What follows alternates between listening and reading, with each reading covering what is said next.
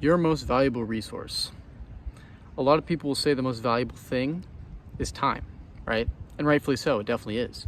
But time is not something you can control, right? We're not a superhero. We can't just press pause, right? So we can't control that. So we shouldn't focus on time. What we should focus on is what we do with that time.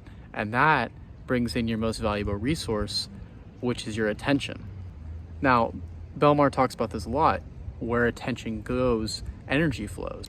Now, energy can be in the form of sweat equity or money, right? So those are two huge factors. So where people's attention goes, money, energy, sweat equity will flow. And so then that begs the question, if we can't control time, well then what are we doing with our attention? Are we focusing on politics? Are we asking ourselves who we're voting for? Or are we focusing on ourselves? I had a friend this past week and he asked me who I was voting for. And when I told him I wasn't voting, now I'm not voting not because of, like moral reasons. I don't really think I just don't think the president matters, and I don't think it's worth my time to pick one or the other. Regardless of what anyone else thinks. But when I told him I wasn't voting, he scoffed at me. And he was like, what, you're not voting? Why are you not voting? And I told him, I don't think it matters. One, I live in California, so it's basically written anyways. And two, does the president really do that much? At any rate. So now you have to ask yourself, what is the best use of my attention?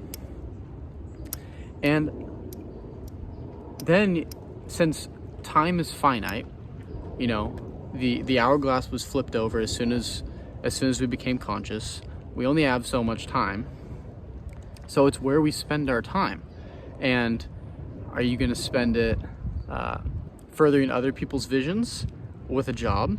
And you might have to. I have to right now to build myself up to the point where I can further my own vision and have enough energy stored up to further that vision, being money, right? I have the time, I just need the money to help supplement.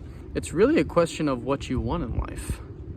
Are you gonna go your whole life not pursuing what you know you want?